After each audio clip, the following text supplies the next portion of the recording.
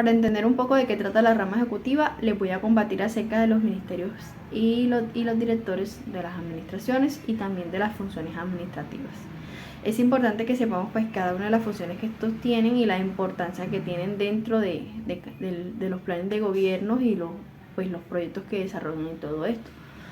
Tenemos que entender que los ministros y los directores son jefes de las dependencias bajo las que ellos están a cargo y ellos se encuentran bajo la dirección del presidente de la República. Sus funciones son formular las políticas atinentes a su despacho y dirigir la actividad administrativa y ejecutar las leyes. Los ministros son voceros del gobierno, por lo tanto, estos son los que presentan los proyectos de ley ante la Cámara.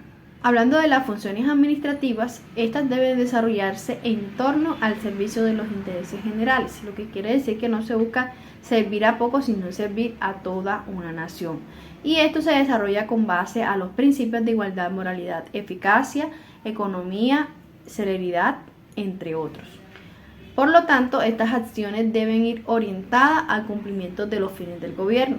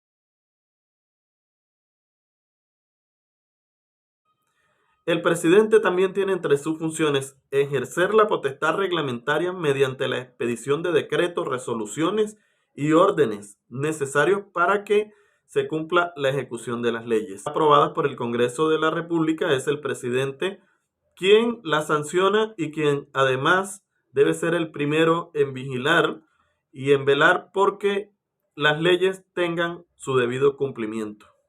Podemos decir muchas otras cosas acerca del presidente, como que es elegido en nuestro país durante 4 años, no hay reelección de acuerdo a las leyes de nuestro país. Alguien que ha sido presidente no puede volver a hacerlo.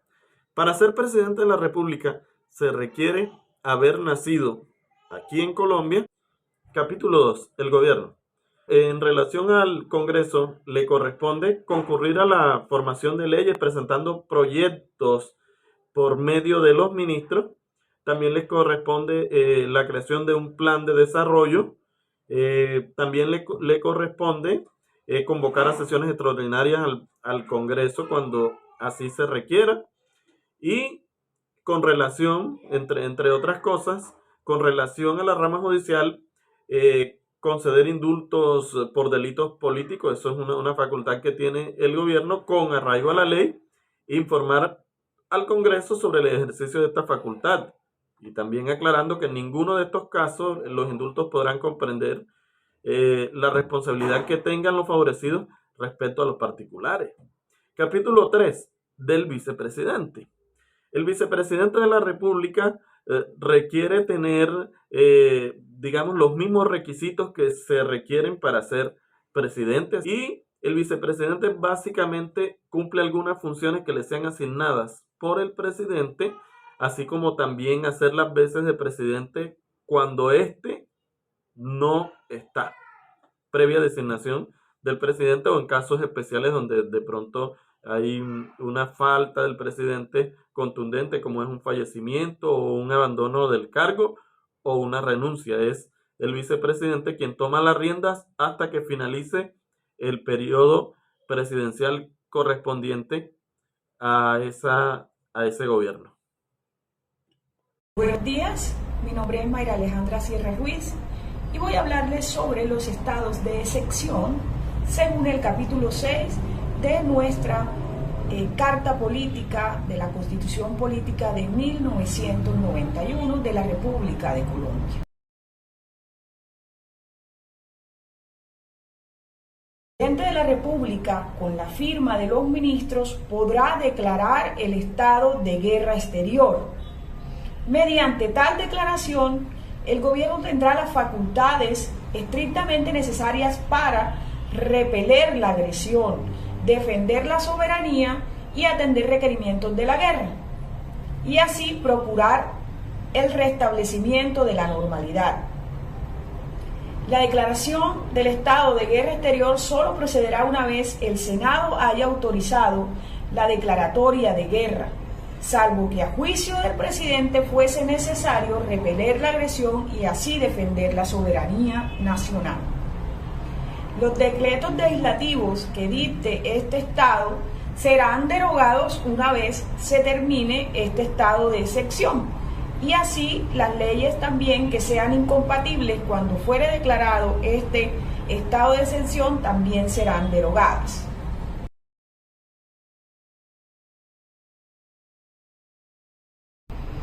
En caso de grave perturbación del orden público que atente de manera inminente contra la institucionalidad y la seguridad del Estado o la convivencia ciudadana y que éste no pueda ser conjurada mediante el uso de las atribuciones ordinarias de la policía, el presidente de la República, con la firma de todos los ministros, podrá declarar el estado de conmoción interior en toda la República o en parte de ella, por un término no mayor a 90 días. Mediante tal declaración, el gobierno tendrá las facultades estrictamente necesarias para conjurar las causas de la perturbación e impedir la extensión de sus efectos. Los decretos legislativos que dicte el gobierno podrán suspender las leyes incompatibles con el estado de conmoción y dejarán de regir tan pronto como esto se declare restablecido el orden público. El estado de excepción, como lo dice este artículo, solamente podrá ser declarado por 90 días y puede ser prorrogado hasta 2 veces, pero para esto el presidente debe tener la aprobación del Senado.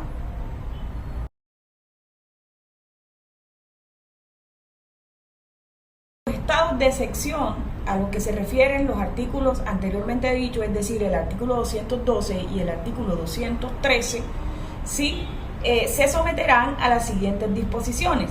Primero, los decretos legislativos deben llevar la firma del presidente de la República y de todos los ministros, y solamente podrán referirse a materias que tengan relación directa y específica con la situación que hubiere determinado la declaratoria del estado de excepción.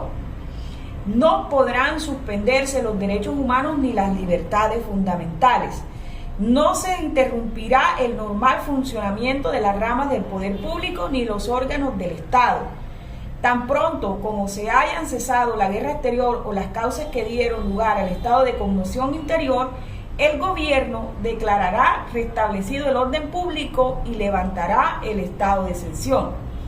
El presidente y los ministros serán responsables cuando declaren los estados de excepción sin haber ocurrido los casos de guerra exterior o de conmoción interior, y lo serán también, al igual que los demás funcionarios, por cualquier abuso que hubiesen cometido en el ejercicio de las facultades a que se refieren los artículos anteriores. El gobierno enviará a la Corte Constitucional al día siguiente de su expedición los decretos legislativos que dicte en uso de las facultades a que se refieren los artículos anteriores para que aquella decida definitivamente sobre su constitucionalidad.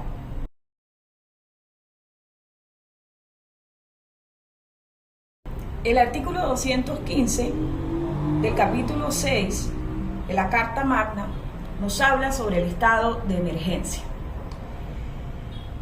Cuando sobrevengan hechos distintos de los previstos en los artículos 212 y 213 que perturben o amenacen en forma grave o inminente el orden económico, social y ecológico del país o que constituyan grave calamidad pública, podrá el presidente, con la firma de todos los ministros, declarar el estado de emergencia por periodos hasta de 30 días en cada caso, que sumados no podrán exceder 90 días en el año calendario.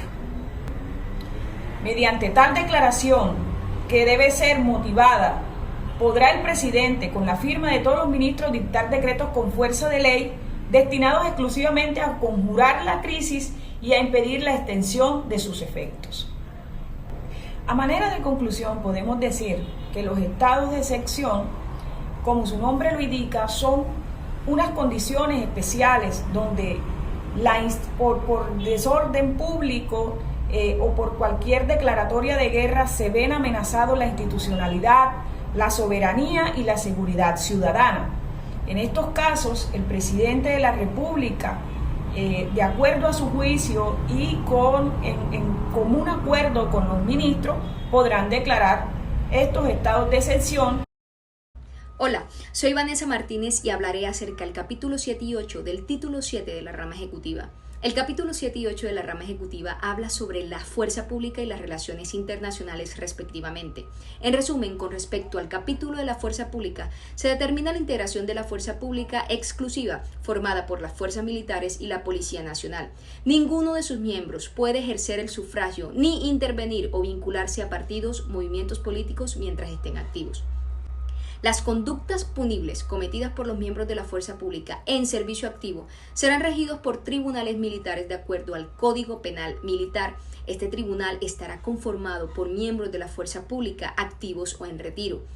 Diferenciar el objetivo de las fuerzas militares y la policía es importante, es decir, la nación tendrá para su defensa unas fuerzas militares permanentes constituidas por el Ejército, la Armada y la Fuerza Aérea. La finalidad de estas es defender la soberanía, independencia e integridad del territorio y del orden constitucional colombiano. Y la Policía Nacional es un cuerpo armado permanente de naturaleza civil, cuyo fin es el mantenimiento de las condiciones necesarias para el ejercicio de los derechos y libertades públicas y para asegurar que los habitantes de Colombia convivan en paz. Por otra parte, de acuerdo a uno de sus artículos, establece que todos los colombianos están obligados a defender la independencia nacional e instituciones públicas a través de las armas. La ley instituirá el cuerpo de la policía. Solo el gobierno puede introducir y fabricar armas, municiones de guerra y explosivos. Nadie podrá poseerlos ni portarlos sin permiso de la autoridad competente, a excepción de organismos nacionales de seguridad y otros cuerpos oficiales armados o de carácter permanente creado o autorizados por la ley. Con respecto a las relaciones internacionales, se deberían garantizar esas estrategias encaminadas a proteger los sectores que se ven afectados por los tratados internacionales y evitar el atentado con el comercio local y que generen competencia desleal. De igual forma, establecer claridad en los TLC o cualquier tratado que exista, hermandad o convenio, para que se velen los acuerdos en beneficio de los colombianos. Asimismo, garantizar los acuerdos bilaterales para que Colombia pueda realmente llegar a un balance de los mercados internacionales. Una ventaja sería, por ejemplo, la exención de visa suscrito con la Unión Europea, el cual es un acuerdo que permitirá a los ciudadanos colombianos viajar sin necesidad de solicitar una visa a 26 de los 28 países miembros de la Unión Europea por un tiempo máximo de 90 días, continuos o no, dentro de un periodo de 180 días. Para finalizar, actualmente hay más de 90 países y territorios que permiten a los colombianos viajar sin visa, según información del Ministerio de las Relaciones Exteriores de Colombia actualizada a 2020. Gracias.